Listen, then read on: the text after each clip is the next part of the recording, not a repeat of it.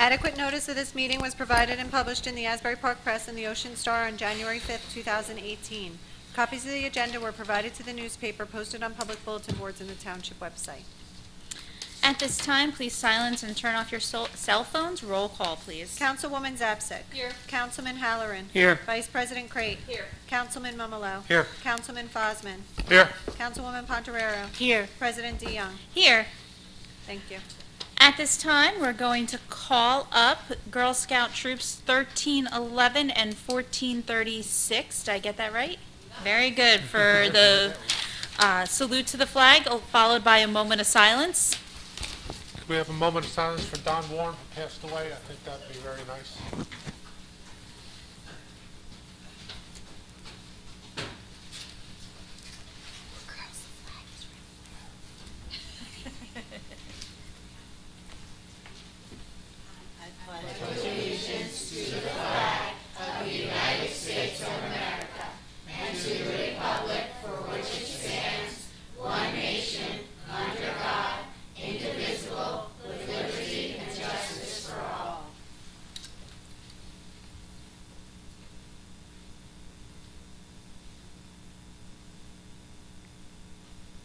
Thank you very much, ladies.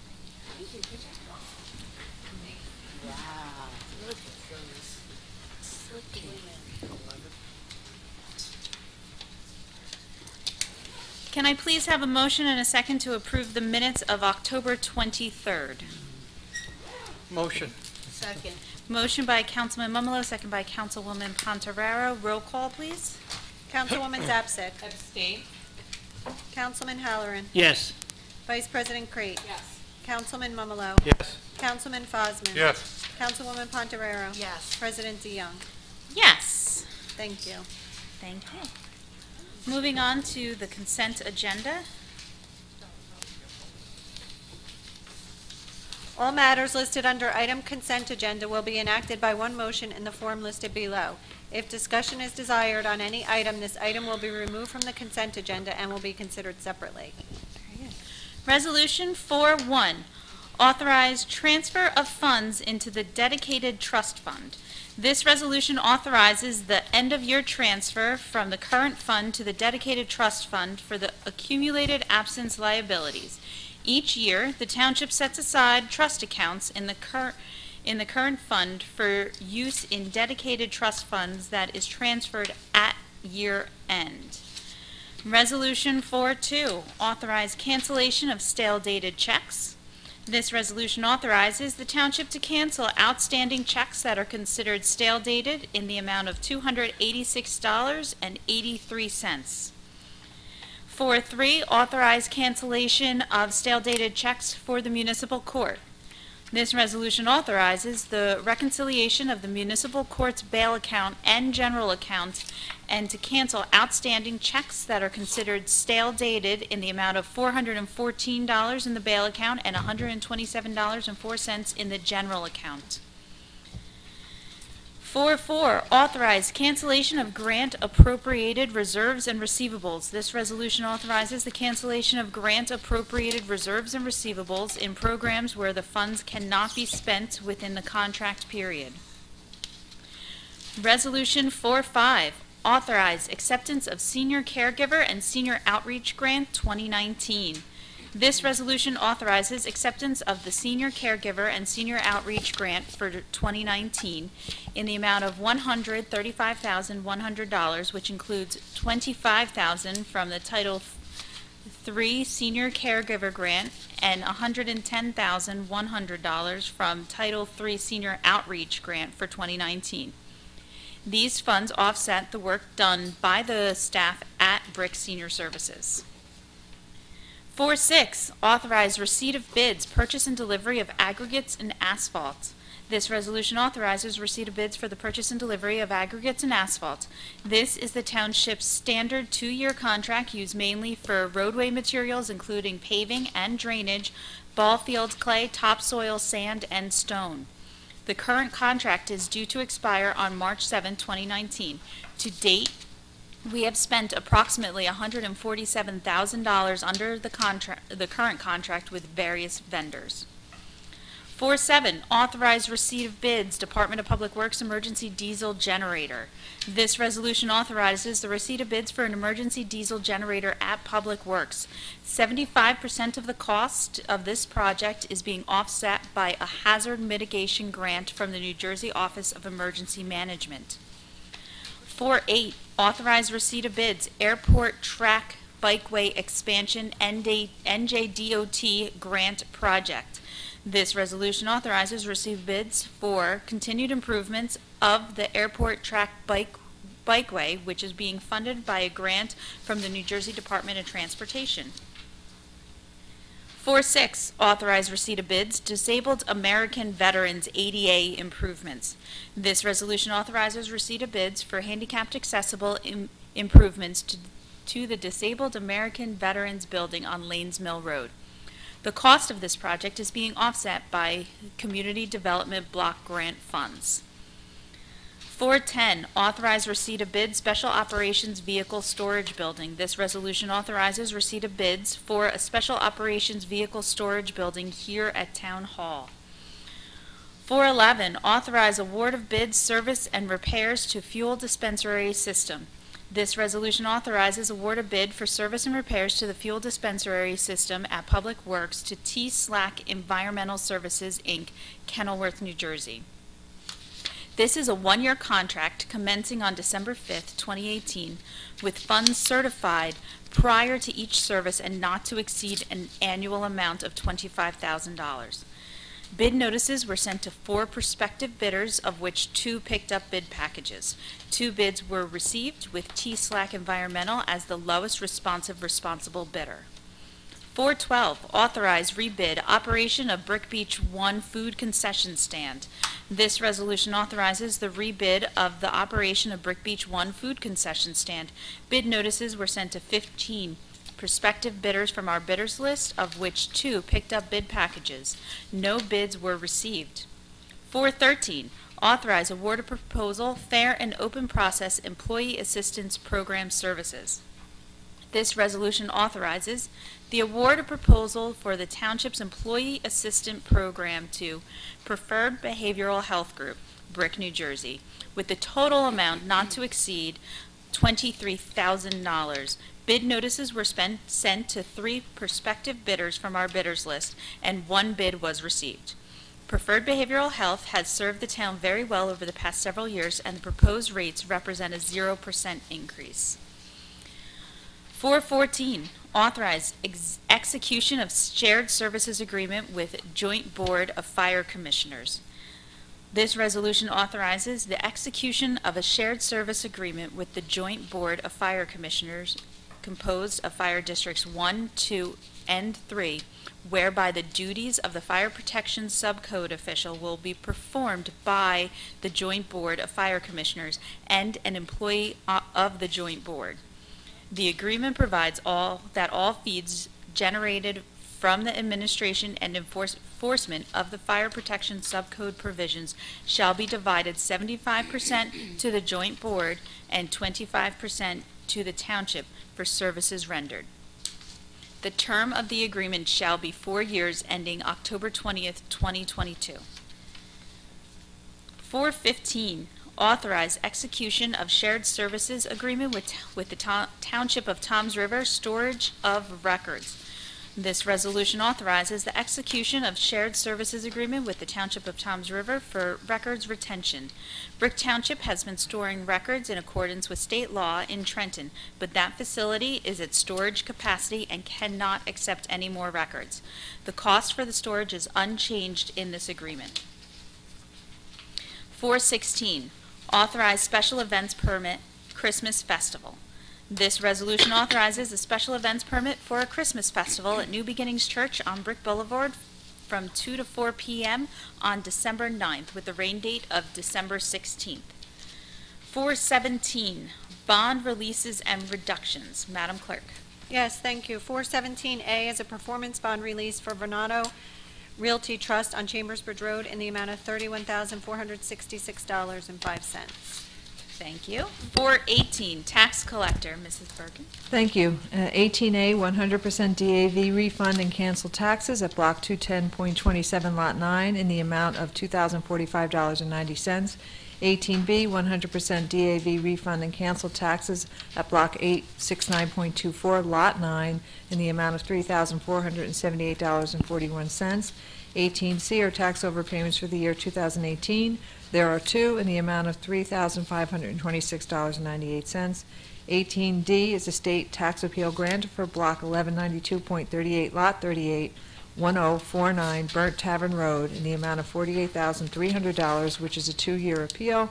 And 18E, cancel taxes at exempt properties, Block 383.24, Lot 26, and Block 903.22, Lot 11, as well as Block 1167.06, Lot 7. Thank you. Thank you. Open to council? Yes, I have a question. 415, the shared service with Tom's River for the storage of these boxes for the township. It's a 2-year agreement, and in 90 days, either party can give notice. I remember when Tom's River, we had our building inspectors, the shared service, and they stuck us in the wintertime with no, for January with no inspectors. They gave us 30 days notice or whatever, and they backed out on us then. So why, is there any other place that we can go for storage other than here? So, because this is a 2-year agreement, we'd have to move, or they can extend it, I guess, after 2 years. Our archivist has done a significant amount of research trying to find us a new location, since the state told us we can no longer transport there, and this agreement comes as the result of his research and recommendation. I think that dynamic is slightly different in the fact that they had personnel assigned to perform a function, and then a natural disaster occurred and they needed their staff folks staying closer to home. This is space in a building that will be designated to Brick Township for a 2-year period. And what's the cost of that building for us then? Or it just goes by the boxes? Yeah, it goes by boxes, correct. How many boxes do we got? Anybody know? I don't know how many he has packed and ready to go, but he will go in accordance with the prices per box as outlined in the agreement. And that cost is the same for the state? Correct. It's unchanged. Identical. That is correct. There's no other additional costs, just those costs on the box? Correct. Thank you. Motion and a second, please. Motion. Second. Motion by Councilwoman Pontorero, second by Councilwoman Zapsik. Open to public? Yes.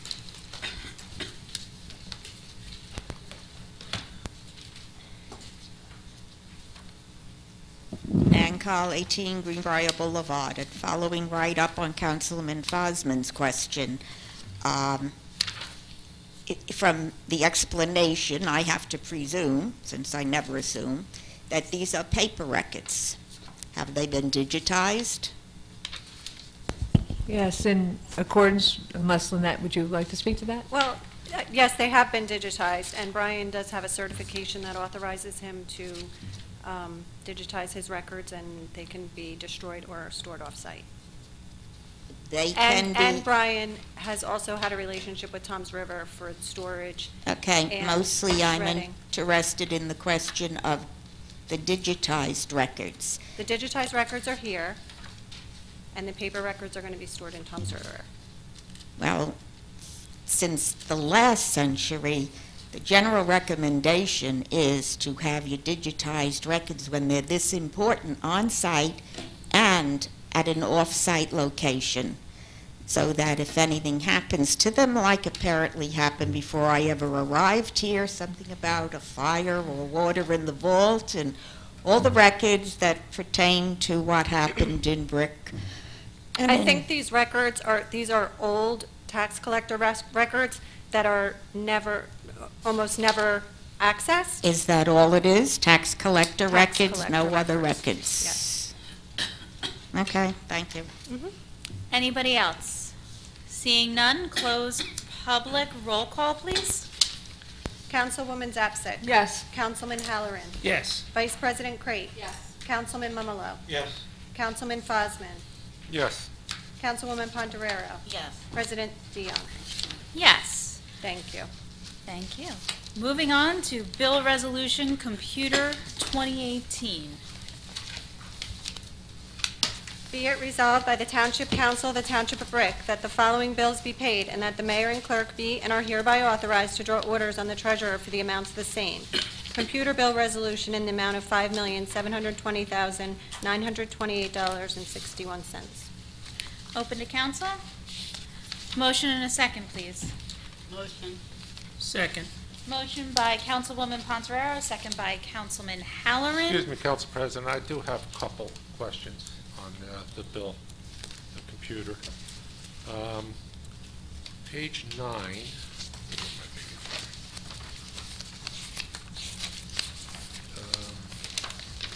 Clark, Canton, and Hinton, number, the second one down, 070, professional services rendered 2,000, affordable housing. I don't believe I've ever seen that, or...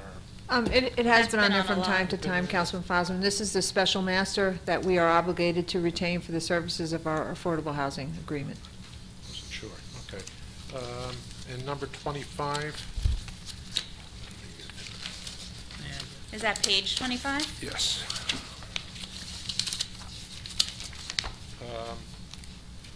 It's the on-site landscape management. I guess that's for the solar field. Is that maintenance of the grass, or what is that? Yes, this is the contractor that was awarded the twice-a-year lawn maintenance. Okay, thank you. You're welcome. Open to public. Seeing none, close public. Roll call, please. Councilwoman Zapsik. Yes. Councilman Halloran. Yes. Vice President Crate. Yes. Councilman Mumalo. Yes. Councilman Fosman. Yes. Councilwoman Pontarero. Yes. President DeYoung. Abstain, CME Associates, and yes to the rest. Thank you. 420, Bill Resolution Manual 2018.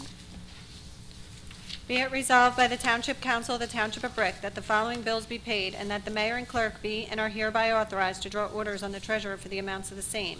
Manual bill resolution in the amount of $5,098,255.78. Thank you. Open to council. Motion and a second. Motion. Second. Motion by Councilwoman Pontarero, second by Councilman Halloran. Open to public. Seeing none, close public. Roll call, please. Councilwoman Zapsik. Yes. Councilman Halloran. Yes. Vice President Crate. Yes. Councilman Mumalo. Madam Secretary, I was supposed to abstain Meridian Occupational Health on the computer bill resolution. Okay, Yes to manual bill. thank you. Councilman Fosman. Yes. Councilwoman Pontarero. Yes. President DeYoung. Yes. Thank you. Thank you. Moving on to ordinance on first reading, 5-1, amend the designation of land and extension of agreement 175 Chambersbridge Road. An ordinance of the Township of Brick, County of Ocean, State of New Jersey, amending the designation of land to be sold by the township and authorizing the extension of agreement for payment of an annual service charge pursuant to NJSA 40A:20-12. In June of 2018, the council authorized the sale of the Chambersbridge residence to National Church Residences. The financial agreement included a sale price, the requirement for the buyer to pay an annual service charge to the township, and extend the affordable housing restrictions another 30 years. This ordinance allows for the township to extend the term of the financial agreement and the annual service charge obligation for an additional 18 years to run until December 31st, 2048, to be consistent with the extension of the affordable housing restrictions on the property. Can I have a motion and a second, please? Motion. Second. Open to council? Yeah. How much is that, the annual service charge on that?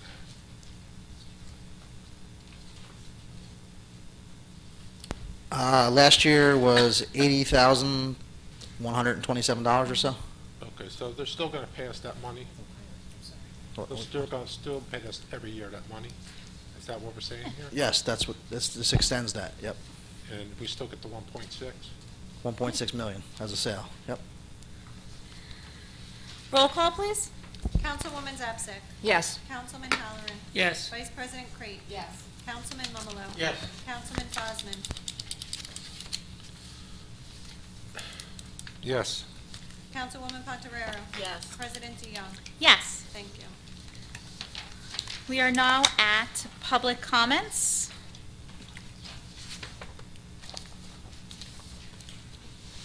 Oh, sorry. You want me to do it for you?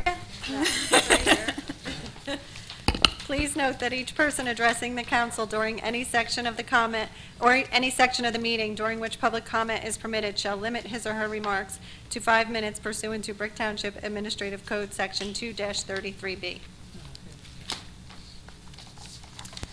Who's up? Yes.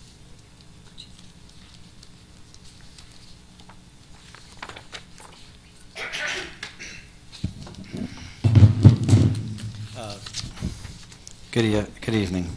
John Slocum, 950 Sylvia Court. I'm going to read my letter to the mayor and the council and everybody else dated November 26th. A 14-foot noise pollution and safety wall along with shrubbery and other forestation is needed in Evergreen Woods, Greenbrier, Primrose, Briar Brick High, Birchwood, and other areas in Brick and Ocean County. The New Jersey Turnpike Authority is harming the health of the Brick residents and the toxins, with all those toxins, and are bringing our seniors to an early grave. What is needed according to EPA studies and other environmental studies is a wall of at least 12 foot high with heavy forestation and thickness to the height of 20 feet and thick. I will quote from some of the surveys and supply our township clerk with some hard copies of surveys to studies so that those who don't know how to use the internet or just can't do it because they're either lazy or just too busy can go to our township clerk's office and read all the information themselves. And there are other thousands before the ones I'm handing in.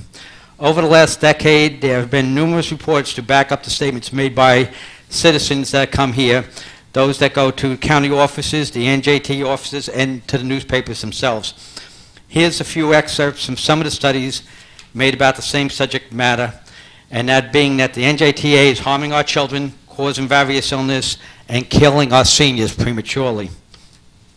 From the American Journal of Respiratory Care and Critical Care Medicine, they write, "We found significant positive association between all air pollution proxies and COPD incidences in a model adjusted for age." They also say, the effect of air pollution was strongest in people with diabetes and asthma. We found that traffic-related air pollutants are relevant for COPD development. They additionally stated the strongest association between exposure was in obese patients. In the Physicians for Social Responsibility study, it states, when we breathe the dirty air, we breathe air pollutants deep into our lungs.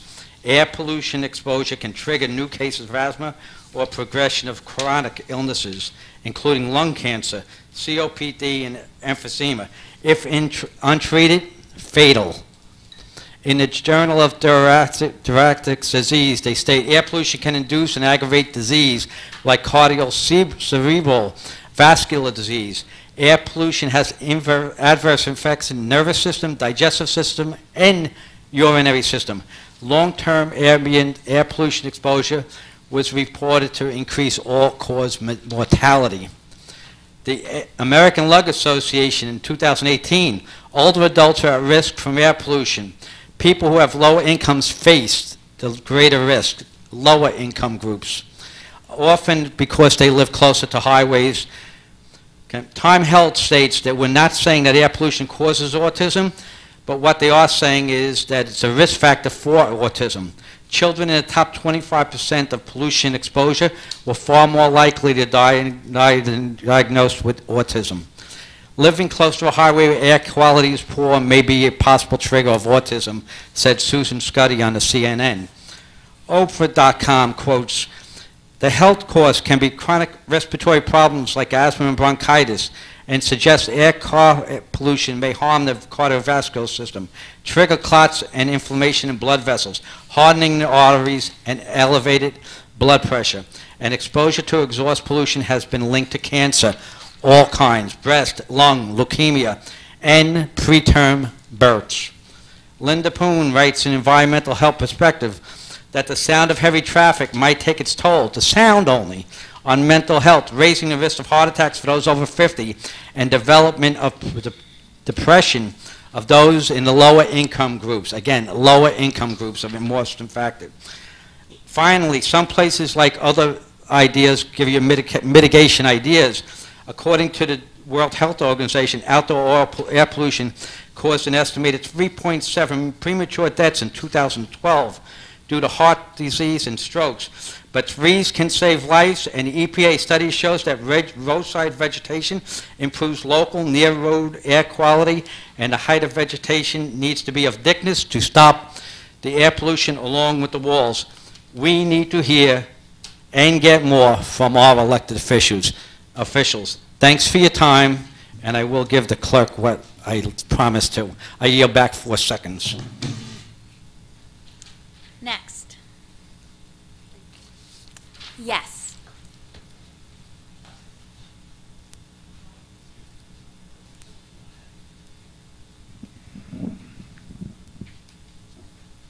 Stephen Brill, Evergreen Woods.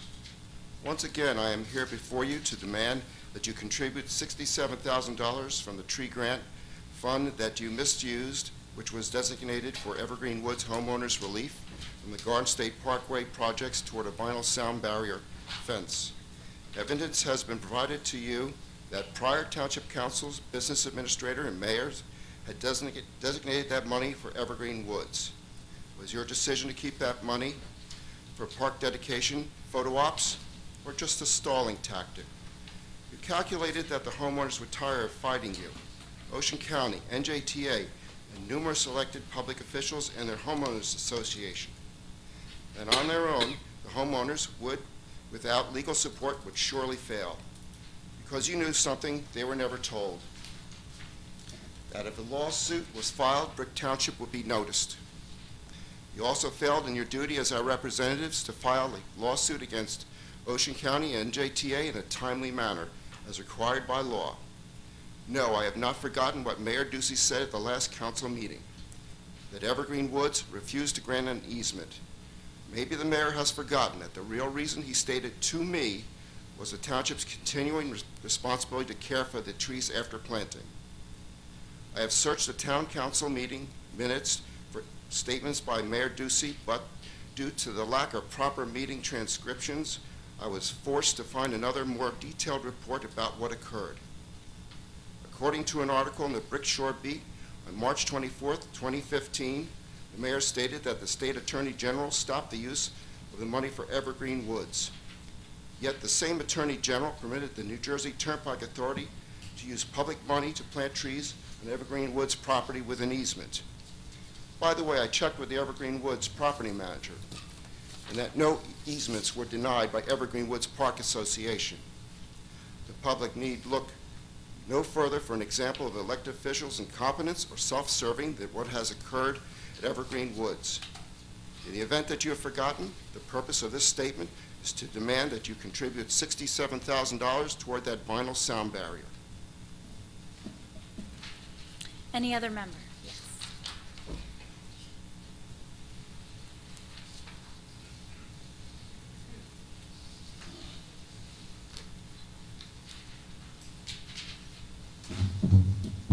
Sam Foster, 108 Chico Drive. 2 quick points. First, I agree with that last speaker. I wanted to make a point about the council transcripts. I have searched for myself on them. They're very inaccurate, poorly kept, and I noticed that it is very interesting that when I try to find things that are detrimental to the conduct of the council employees, like the council president, they're mysteriously omitted. So I'd hope that whoever's in charge of the council meetings would be more competent, if not honest, in transcribing them. Second point is I want to complain about the treatment that I've seen tonight and in the past regarding Councilman Fosman. He took a seat out here because he wants to speak. He's been ignored twice now by the council president, who has a smirk on her face when she's calling on other people to ask, and I don't like it. I know why you've had problems with Councilman Fosman in the past. It's because he, unlike some people, like Council President DeYoung, have a sense of integrity and care actually about the people in town. And there's no reason why he should have to sit out here and wait and speak during public comments, because this is ridiculous. I know that in the past, I think it was Mr. Starkey that said something about that he could not bring up certain issues unless they're put on the agenda, and that's the responsibility of the council president. Well, I understand that, but when you have a council president who isn't willing to do a proper job, then what alternatives does he have? This is not proper. I've never seen this. I attend Ocean County Free Order meetings, I attend Township council meetings, and this is ridiculous. I cannot believe the way the Brook Township is run. And the responsibility falls as the council president. Mr. Starkey said in a prior council meeting that the council president is the one that decides what's on the agenda. Fine. They'll let her try doing her job properly. And it's not just with this. I was going to make a comment, but Mr. Starkey is not here tonight. Mr. Kinley is here tonight, so I wasn't going to bring out what happened at a prior council meeting when you were present, when there was an incident with people heckling speakers at this microphone. And I'm writing a letter now that I'm going to be sending to Mr. Starkey, since he's in charge of his, Kevin Starkey, I believe, is in charge of the Starkey law firm for now. And it's ridiculous. We can't have this continue to keep going on. We need to have a council president who's going to be someone who is going to enforce the rules and people's legal rights. There's no reason why me and Nan Call stood up here and were heckled by people in the room constantly, and the council president did nothing about it. There's no excuse for that. And it's time for this council to get real and show the public that you care about the people in town, so that people can come to these meetings and know that their legal rights will not be violated, not to mention being assaulted like I was after that council meeting. Look at what the council president is doing right now. Just, I'm just going to right here and pay attention to the meetings, but this is what she's like. And if this council had all of you up there, all of you, Councilman Fosman doesn't apply to what I apply is not going to. What I say is not going to apply to Councilman Fosman. If you people had integrity, you'd replace her as council president. She's a disgrace. And this is not only something that's affecting the public's rights, it's also an impact on employees' rights in this town, or employees' conduct. I have a police report from when I was assaulted in which Mr. Maroney, I think his name is, who's in charge of recording the meetings, said that he came in here to stop the incident that occurred when I was assaulted. We've got a police officer standing back there who did nothing. Nothing. We had Councilman Fosman and Councilman Mumolo and Joanne Bergen running out of their chairs and going to back there when that incident was happening, and Council President DeYoung did nothing. All she did was sit up there and, if anything, incite it. And this is ridiculous, and I expect something, I hope something is going to be done. Needless to say, Mr. Kinley, I'm not going to go into detail about this. You're all aware of the fact that, first of all, I'm a disabled person. And not only do people have the legal right to have their rights respected here, but as a disabled person, I have the right to, it's a requirement for reasonable accommodations. And you also know, your law firm is also now have a pending lawsuit. And I can assure everybody that the conduct that happened on that council meeting is going to be mentioned in it. And something has to be done here, because this is getting out of control. When people are assaulted during council meetings and are insulted, and we've got a council president who sits up there with a smirk on her face and does not pay attention to what is going on. I don't want to hear any smart aleck remarks from anybody, and I mean anybody, during the council comments. Get real or get out. Thank you. Next. Yes. Yes.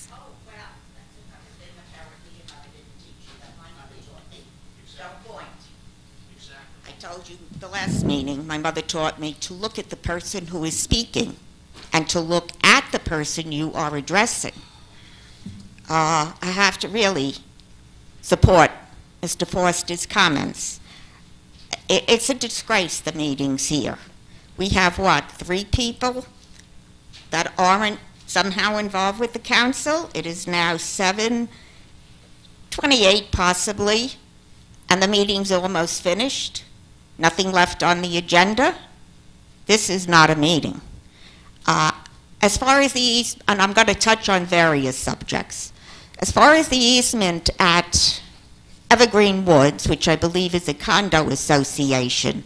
Well, since 2002, I have been heavily involved and invested financially in learning about common interest homeowner associations and co-ops and condominium law here in New Jersey. Mr.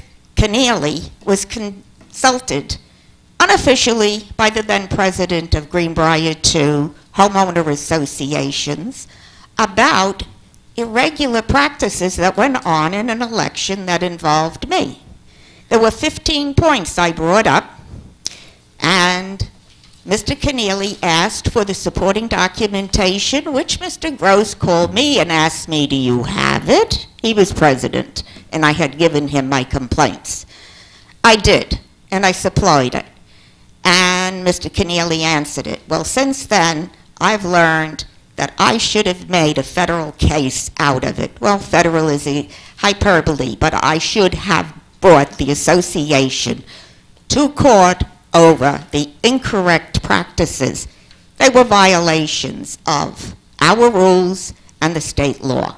I've learned a lot more. There's been so much more that has gone on, and some of it is going to come out very soon because I cannot take it any longer.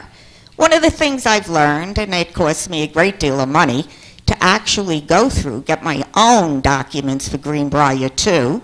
I mean, the documents that I should have been given from the very beginning, even before buying in the place. Before I closed, I should have known certain things. They have conducted themselves in an illegal manner about telling us what we can do with our own property. There was a recent court case, but aside from that, there is law that says if the dimensions are on our deed for our property, that belongs to us and not the association. There was also a question in 2005 when, because of the compromising of the grading and therefore problems with irrigation not draining properly, my basement wall on one side became severely damaged because it was followed almost immediately by several life-changing events for me, one good, and then my husband getting sick with cancer and going through the process of getting him treatments and burying him. I became so despondent that today I get panic attacks at the sheer thought of going to the association. They insisted that it was coming from a gutter. Well, the wall is flaking on that one side. The wall is now going across the back and starting down the other side. I haven't paid to have any work done because I don't have that kind of money, and I shouldn't have to. The township should have used their building enforcement and seen to it that the association, who is responsible to maintain the grading, the other part, the contract with lawn care, snow removal, and the irrigation services, is another question, and that's actually between us homeowners and the association, but nobody knows that because they don't have the book.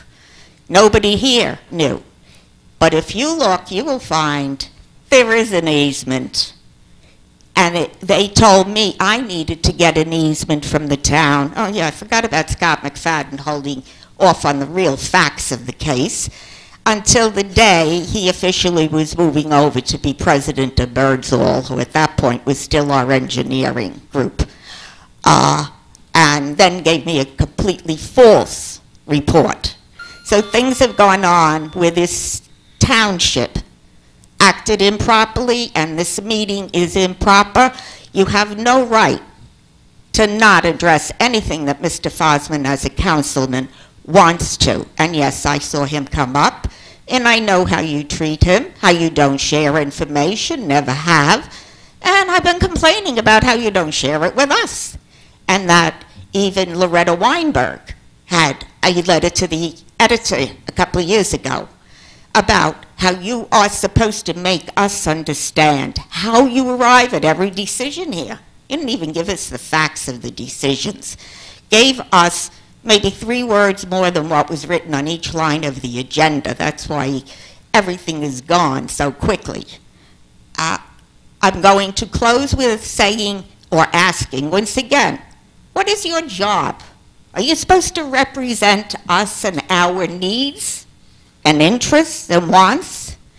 If so, I don't want to hear a word during your comments about buying brick, which I think is going to be found unconstitutional eventually, to be giving a tax credit to somebody for buying in a particular establishment. And then others of us that don't go to that establishment and other ones on the buying brick don't get the tax. That's not exactly the democratic way. I don't want to hear about anything that doesn't pertain to us. I happen to read about the Real ID driver's license. Does anybody know anything about it? I've said before, it's time for this government in this state to become more responsive to us, we, the people. There needs to be a liaison that's at the county freeholders meetings, the other townships, and in Trenton. This Real ID, I'm asking now, anybody know what I'm talking about? Does anybody remember the fiasco in the early 2000s when we went to a digital ID? Because I do. I had a Republican honcho get very upset at me for daring to bring Fred Underwood, who had left the council and became the director at the Lakewood facility, to come and explain to Greenbrier 2 people, mostly elderly, about what was going to be required, the 6 points. And then when women, and I anticipated it, but I was very fortunate because I had a passport, current passport at that time, in my married name.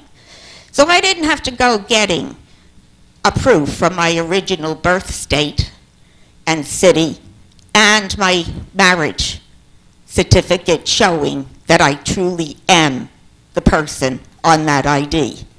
But there were women whose records were up in one of the cities in the north, I don't know, Jersey City, Bayonne, one of them, where all the records for a certain period of time, just like the vault, had been destroyed.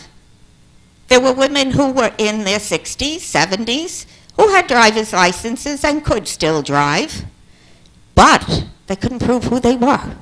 They couldn't prove that they weren't their maiden name because maybe they had a church document of a baptism, but they didn't have a marriage license showing that had changed. And then when it went in, it was a horror scene. Now, I would like you, as my representatives, to find out all about this and tell me, how much money is this costing?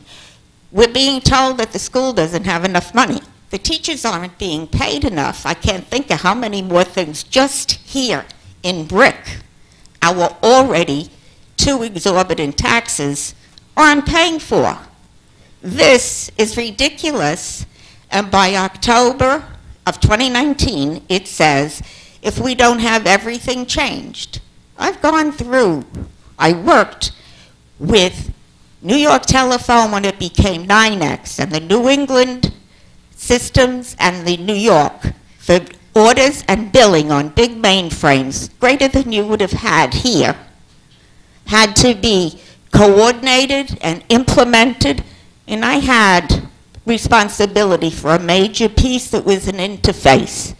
Took forever, but one thing we had is we had meetings of all involved people, from second level people basically, up through 4th level, not usually the 5th level, which was the VP, and we had postmortems after everything.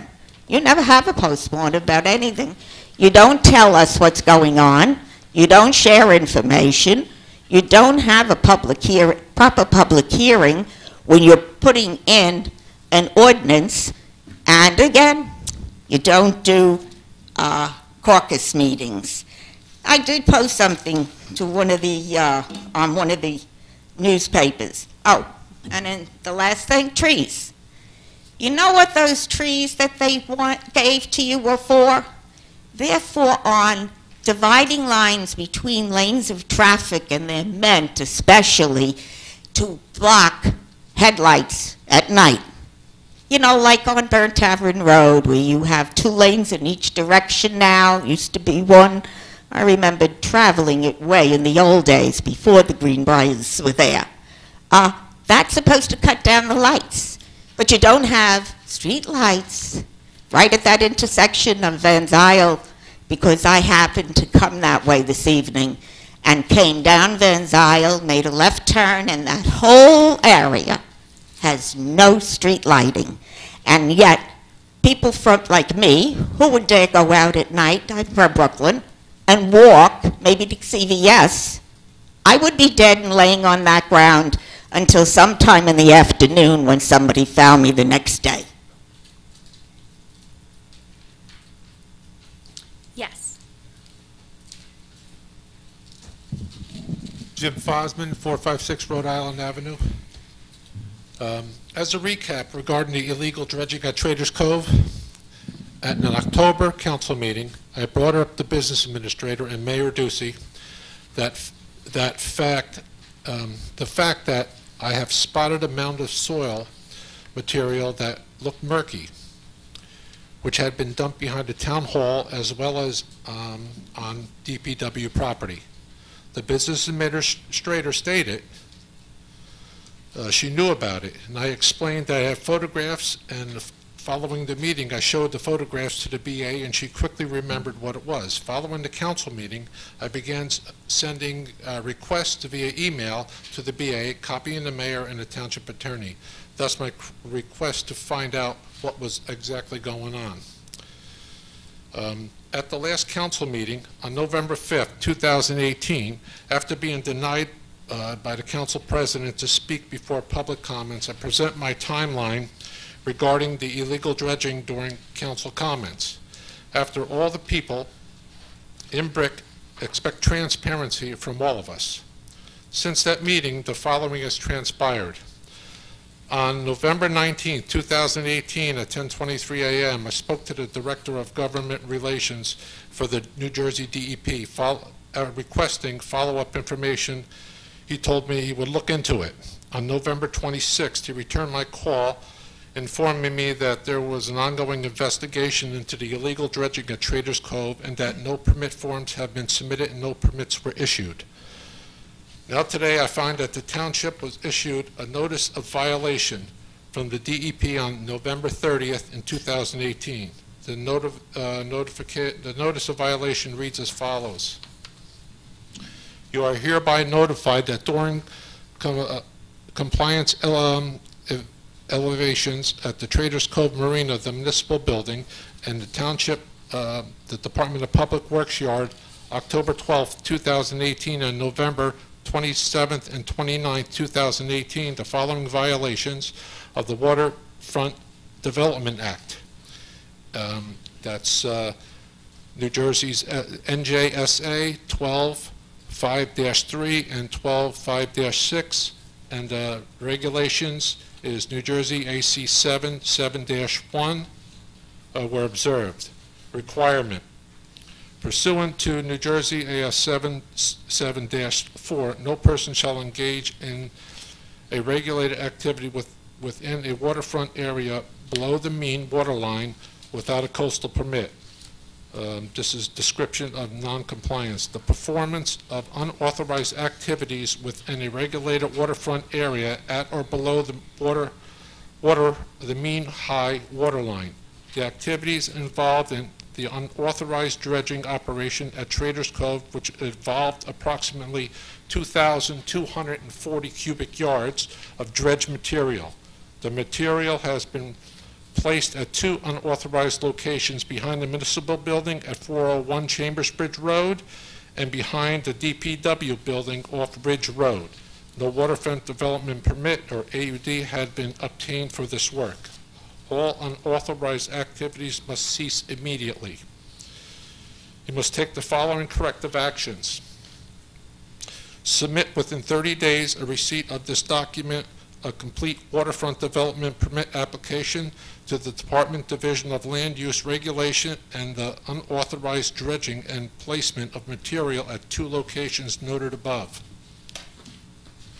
This material shall not be relocated, distributed, or further mixed with any other materials unless and until New Jersey DEP authorization is provided. Silt fence shall be maintained surrounding this material at all times. Submit within 15 days of receipt of this document a copy of the contract documentation with Albert Marine to complete the Traders Cove dredging project. The purpose of this notice of violation is to advise you that the above violation is to provide you with an opportunity to take corrective actions. Please be advised that the department will continue to monitor the site by conducting inspections shortly. This is to ensure compliance with all approved permits and permit conditions. CAFRA, waterfront development,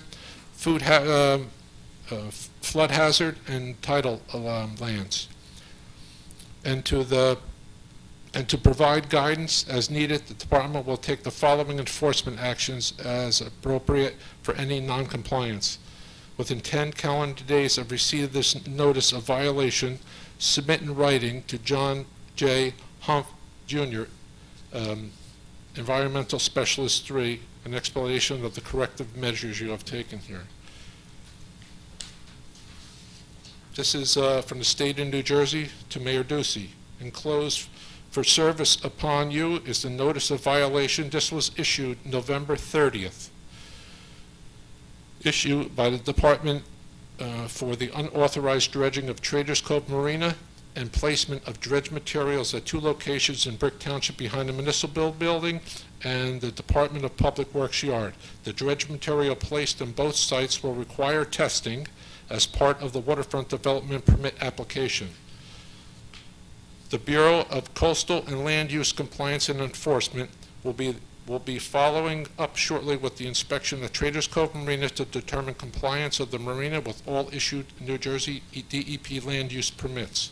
In addition, a CAFRA permit number 150605056-3 CAF 180001 was issued on November 1st, 2018 to construct a police special operations building accessory structure behind the municipal building within the location where the unauthorized dredge material was placed. This dredge material has now been capped with additional fill material. Please do not continue any further site preparation at this time and ensure that the silt fences at both locations are properly maintained. The Bureau will also be following up with the Township to ensure compliance with all pre-construction permit condition requirements of the CAFRA permit. If you have any questions concerning the enclosed notice of violation, you may contact Mr. John Huff, Environmental Specialist 3.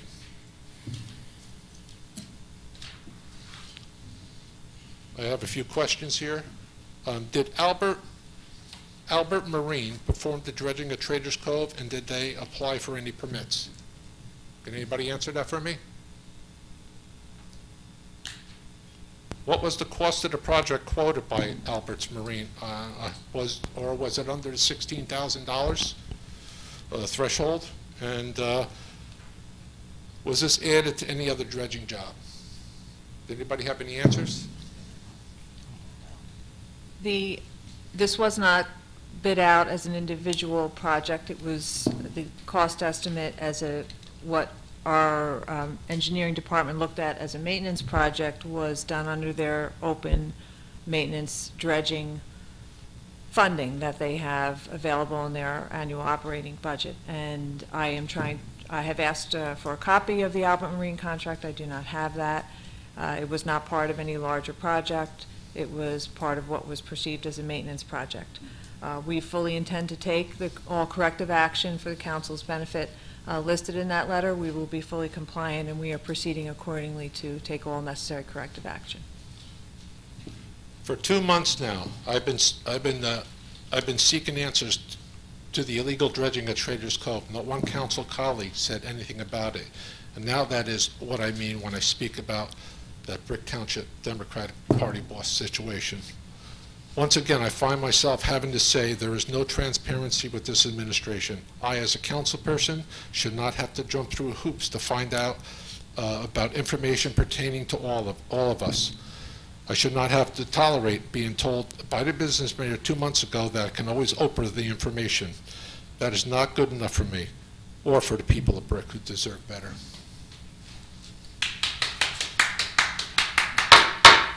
Thank you. Anybody else? August 29th meeting. Yes.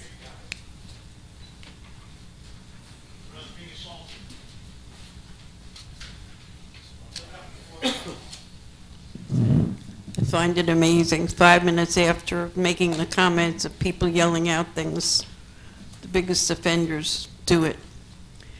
Melanie Briggs, I Oprah'd what information has been turned into the town regarding me dying, pregnant women having problems, children getting asthma and autism. What I got was garbage.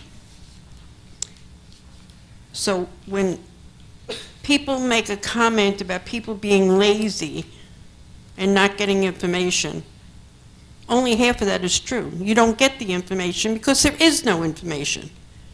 There are no reports saying that the parkway is causing anything. I don't think you have to be Einstein to figure out that the parkway has only been a thorn in their back for a few years. You can't do a study in a few years and have a result.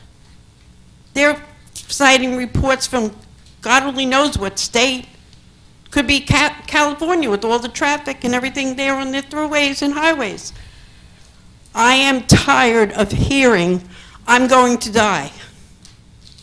If I hear it one more time, I will take action against them for causing me emotional stress.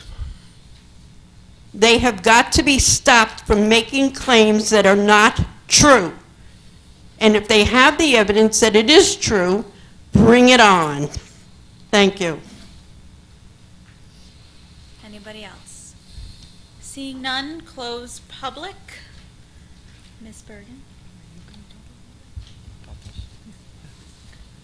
I would just like to make mention of our moment of silence for the memory of Don Warren, a longtime employee of the Township of Brick, who was instrumental in developing many of the recreation programs that still exist today for the children of our township. He was one of ours, and we mourn his loss and express our condolences to his family. That's it for me. Thank you. Thank you. Mayor? Thank you. I was going to give a summary, still will, but so we did receive a certified mail letter today from the DEP. It was kind of summarized already by Mr. Fosman, but it was basically it's a notice of violation. It's a similar thing that people get if they don't get the inspections that they need. We send a notice of violation. This one's on us, unfortunately, as opposed to from the state. Due to the dredging over at Traders Cove and then the placement of the dredge materials at the town hall and DPW. So all the dredge material is going to be tested. It's going to be, there's going to be silt fences at both locations that have to be properly maintained. And the 30 days to complete the water development permit application. There's no further activity, but there wouldn't be anything anyway. There's nothing, next step isn't there. Maintain the silt fence, and then they wanted a copy of the contract with Albert Marine. And so 10 days from now, which would be December 9th, it's actually, it says 10 days from the date of the letter. We received it today to respond. So we're going to respond 10 days of the date of the letter, just letting them know that we retained the engineer to do the permit application for us. There's nothing else going on, and the silt fence will be maintained, and give them a copy of the contract. And we'll see how it all proceeds from here. So we do have the tree lighting tomorrow night at 5:30, and we also had the menorah lighting here in the courtroom last night, a ceremony here, as well as the menorah outside. Rabbi Rubin did a great history presentation of of what the menorah means and what the dreidels are, and it's very informative. Try to make it next year. I believe he picked December 28th for next year, but we can obviously plan for that in the future. Another fun thing that people probably don't know about here at Town Hall is there's a Festival of Trees display, and the theme this year is movies. It's right down our main lobby here in Town Hall. So if you're here tomorrow night for the tree lighting, please come inside and check those out as well. And there's a number of different organizations, Chamber of Commerce, the Jersey Shore Anglers, the PAL, and a number of 6 others. This Friday and Saturday from 3 to 7, the Historical Society Christmas event takes place. It's at the Havens Homestead Museum, which is 521 Herbertsville Road. It's a few dollars to get in, but it's well worth it. You'll get a nice history lesson. You'll see some antique toys. Santa Claus is there wearing his original blue outfit that he wore that changed over when Coca-Cola had advertised a red outfit for Santa Claus. It changed over to red. And the Historical Society will explain that part of the history of Santa Claus. And then another winter event, Senior Services hosting their winter celebration breakfast. It's Friday, December 14th at 10 a.m. But you need to register. It's 732-920-8686. And lastly, I just wanted to mention a moment of silence, so to speak, for former President George H.W. Bush. He was everybody knows he's our 41st president. He was the first president that I ever voted for back in 1988. I was 18. I was able to vote. And voted for George Bush. So that's very unfortunate. He passed away on November 30th, as I'm sure everybody knows. Tomorrow is a national day of mourning, and all flags will be flown at half staff for 30 days.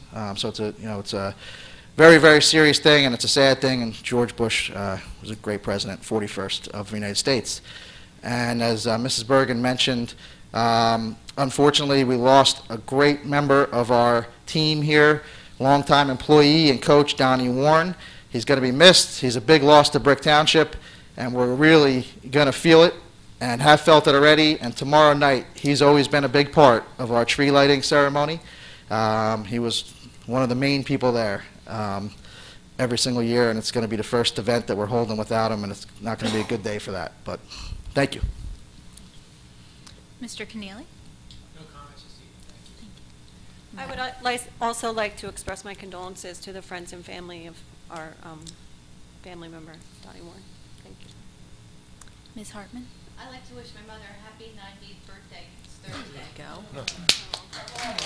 Happy birthday, Mom. Councilwoman Zapsik?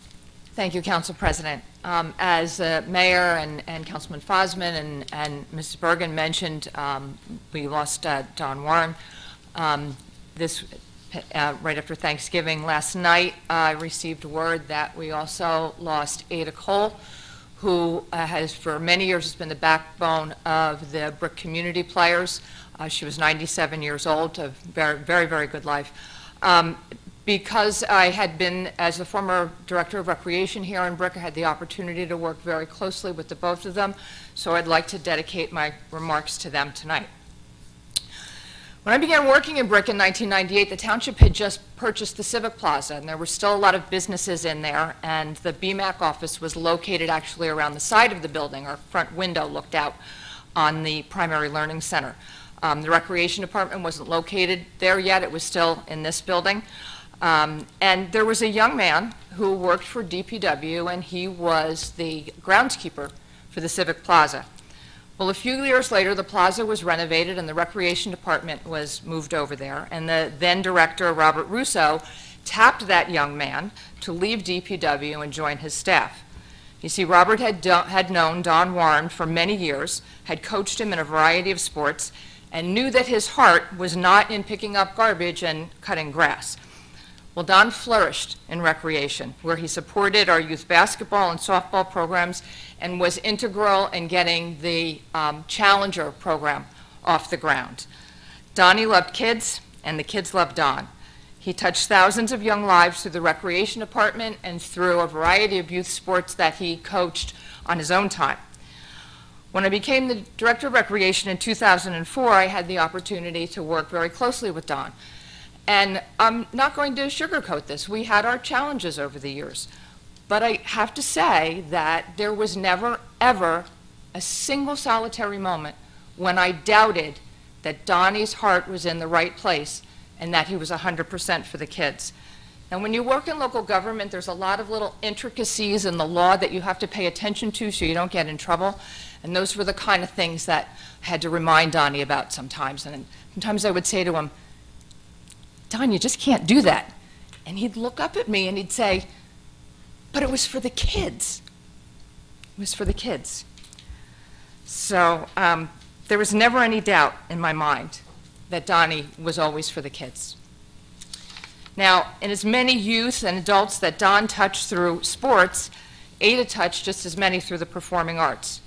She was the producer for all the Brick Community Players shows, from the community talent show that had a lot of our youth in it, that would be over at Vets Memorial Middle School, to fundraisers for childhood cancer, to full-blown musicals at Brick High School, to the comedies and dramas we now see at the Cultural Arts Center.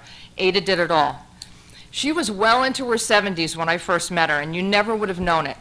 All 5 feet of her, with her perfectly coiffed silver hair, impeccably dressed, she was a force to be reckoned with.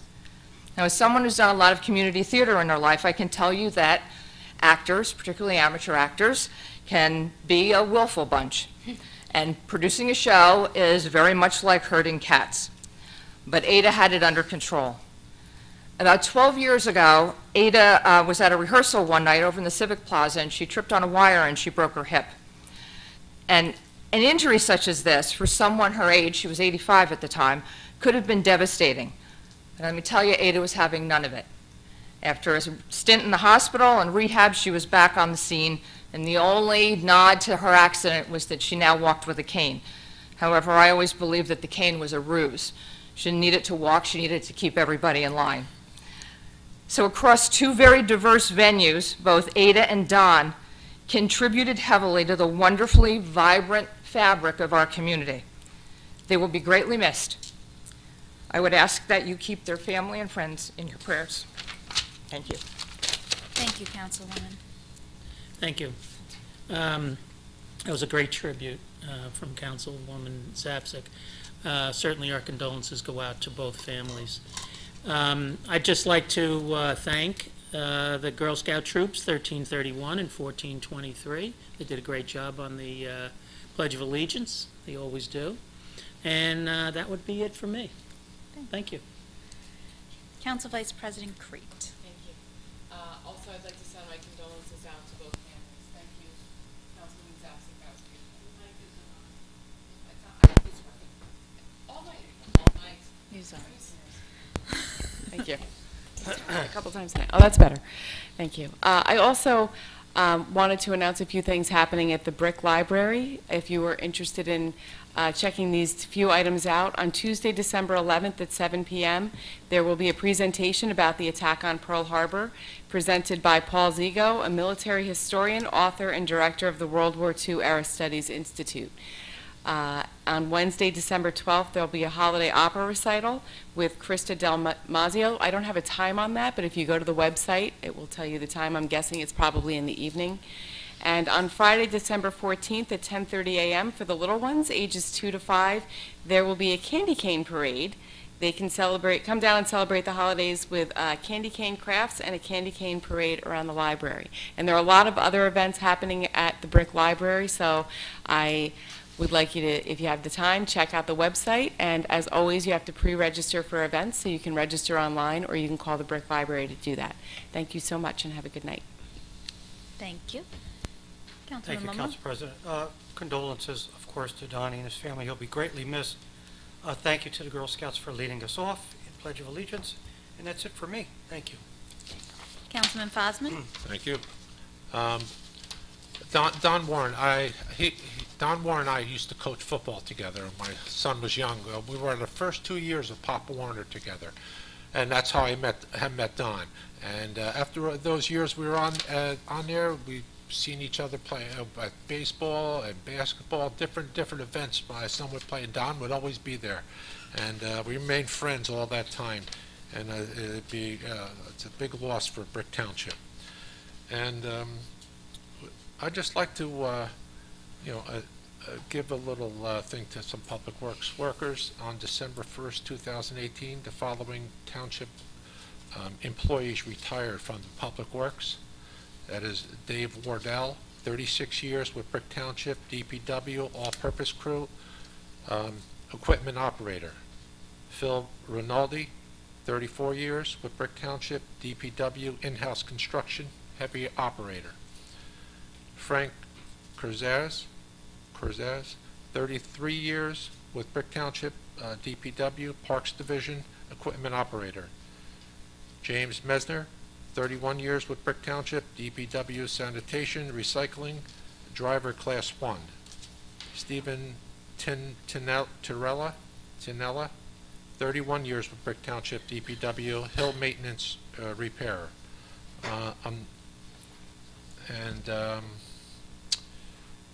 I'd just like to say there was a grand opening at the At Home, the new store that opened up there, and they were giving out gift cards to the council. I didn't take any. I don't hope the other council didn't take any either, because we're not supposed to receive any type of anything.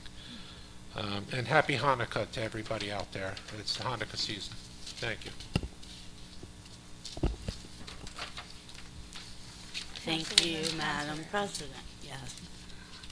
We have our next Neighborhood Watch meeting on December the 10th at 7 p.m. and that is the leaders meeting. It's for people who want to be considered leaders of their local Neighborhood Watch committee. They're going to meet right here at the council chambers AB room. I also would like to send my condolences to the losses that we've had in Brick and also to the Bush family. The only solace I have about the Bush family is George was reunited with the love of his life, Barbara, and his daughter that he lost when she was only 3 years old. So I send my condolences out. Next, I just want to bring up something that's important. We have, as council, committees that are formed to deal with different issues, such as public safety. Like we had a public safety committee right before this meeting. We have the Department of Public Works. There's a recreation committee, and 3 council members serve on each committee. Those committees are appointed each year, so we're coming up on the appointments of the new committee members. I am the chairperson of public safety this year. One of the things I think is important is that all of the meetings are not only conducted properly, but have notes taken, or minutes as we approve them, of each and every meeting. There was a meeting which occurred recently for another committee, which I will not name, in which the session was not recorded and no minutes were produced. And that's a problem for me, because as council members, we all are entitled to all the information from each committee, because we're called upon to vote for all aspects governing this town. So if a meeting there's no records for, how am I to know what happened? You know, for example, and this is not saying it happened in that committee, but in recreation, if I can't see the minutes, that's how I know what's going on and know what questions to ask. So understanding that not every entity is perfect and not every person is perfect, it's my intention for the new year that we look very carefully at our committees and the record keeping that goes along with them to ensure that there is clarity and transparency for all members of council. Last, I'm going to ask for a new round of prayers and be selfish for myself and also unselfish for my family. I've developed 2 new lesions in my mouth that I have to have biopsied and a scan, and hopefully it's going to come back nothing, and hopefully the prayers work. So I'm just asking to keep me in your prayers. Thank you. Thank you. I also want to extend my condolences to Don Warren's family. We will definitely be feeling his absence and miss him Thursday evening at our tree lighting ceremony. Also, thank you to the Girl Scouts for coming up and leading our Pledge of Allegiance and our moment of silence. And I just want to congratulate At Home, who did have their open house this weekend on Saturday, and the gift cards that they had gifted to the council are donated to the teen center so that they can use them to buy what they need for there. Also, I want to remind everybody about using your Buy and Brick card this season, and we just had our photo op with Santa for your visit with Santa, who is a member of Buy and Brick.